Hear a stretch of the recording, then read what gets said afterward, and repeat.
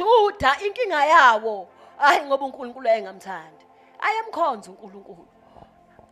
kwangathi alwela uNkulunkulu umephika uJesu abazi ukuthi balwa noNkulunkulu qobo silinde uMesiya thina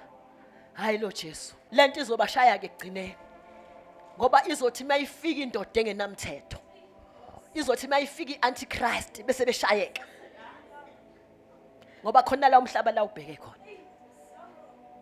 lithi izwi lenkosi ofunda kaqaphele limo uya ku Revelation 13 yakuchazela ukuthi kunesibalo sesilo 666 la kuzophela khona yonke into ethi card kuzophela yonke into ethi ATM kuzofanele umuntu ashaya uphawu bantu abafunela utho wazi ukuthi kwenzekani emhlabeni bawubona sezenzeka nje izinto funda Revelation 13 uyakuchazela ukuthi bayoba nophawu esiphongweni noma uphawu esandleni uma ufika emshinini uyoskena ngesandla impahla njengoba namhlanje kuskenwa impahla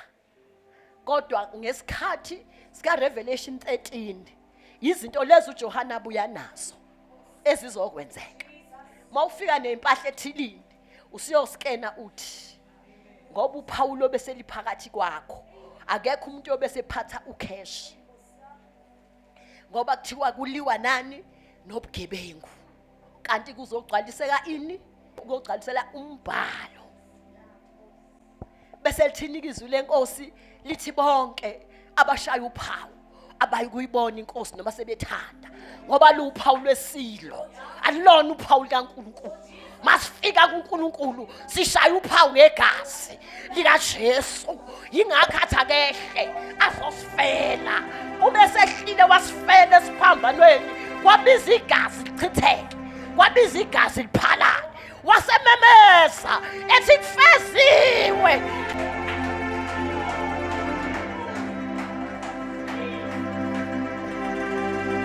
wamemeza wathi kufeziwe